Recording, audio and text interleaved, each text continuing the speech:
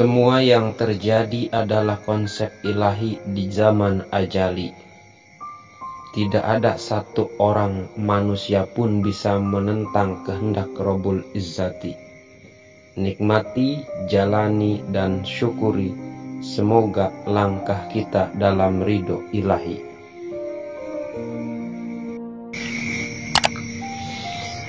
Assalamualaikum warahmatullahi ta'ala wabarakatuh. Bismillahirrahmanirrahim.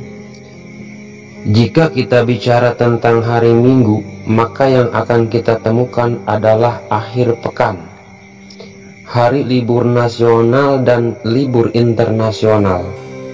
Pada hari ini banyak sekali orang-orang yang menghabiskan waktunya untuk berlibur.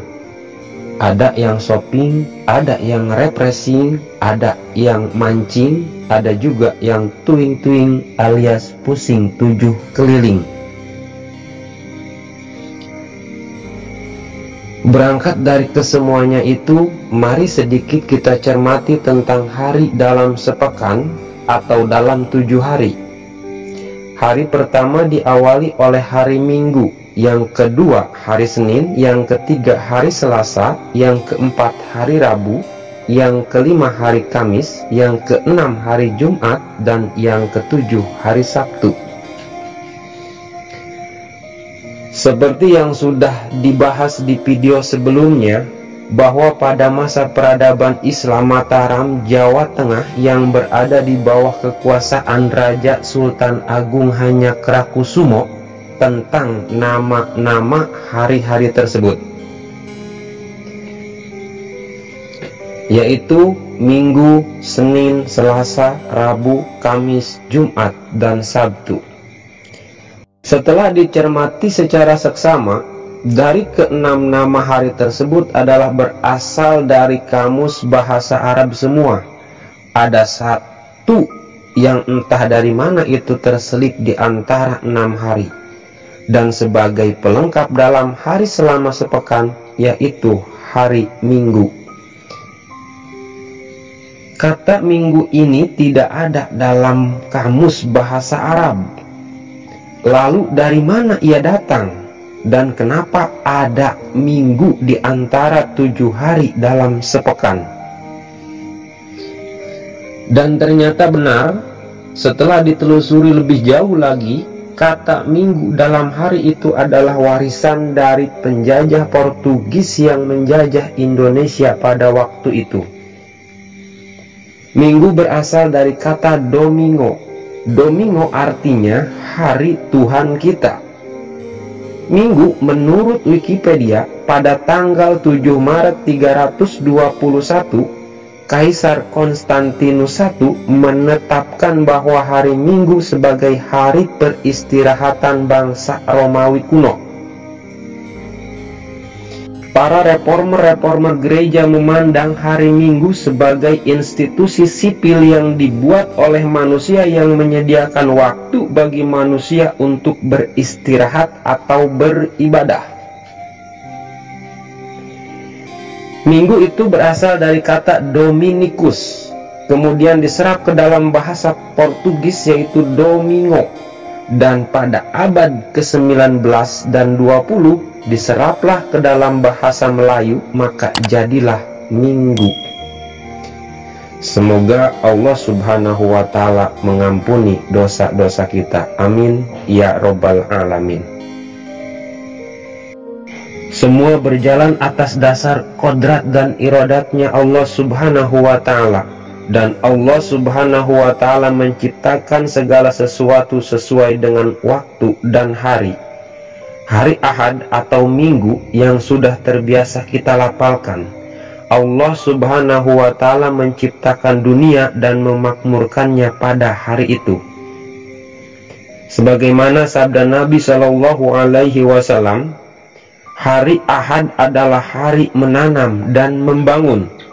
Para sahabat bertanya, apa sebabnya demikian ya Rasulullah?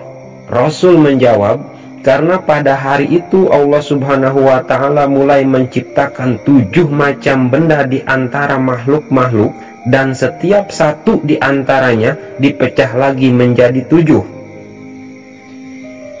Adapun 7 macam benda itu adalah tempat jalannya bintang-bintang yang bergerak, neraka dan surga yang bertingkat, bumi yang berlapis, lautan yang luas, anggota tubuh manusia, dan hari-hari dalam sepekan.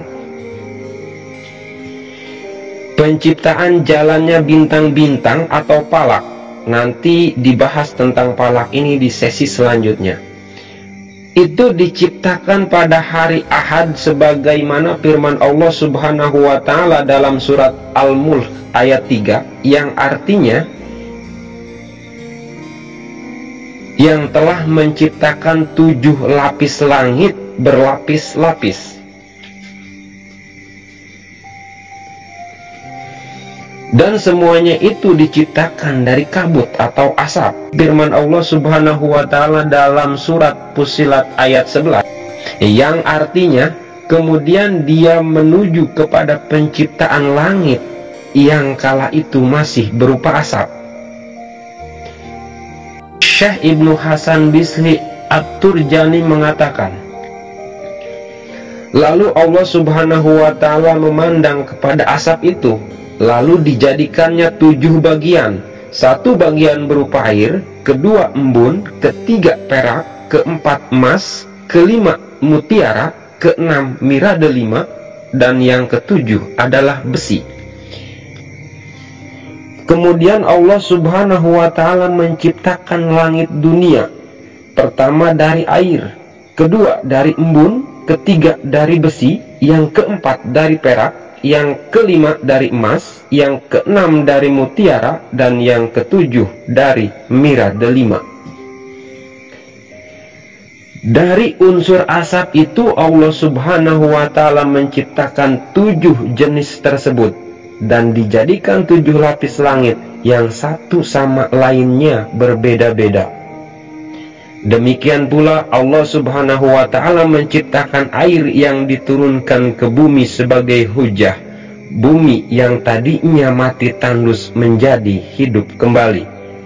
Dan dari tetesan-tetesan air hujan itu kemudian tumbuh berbagai macam tumbuh-tumbuhan, ada yang putih sama kuning, merah, dan buahnya ada rasa manis-manisnya, dan ada juga pahit, asam, dan lain sebagainya.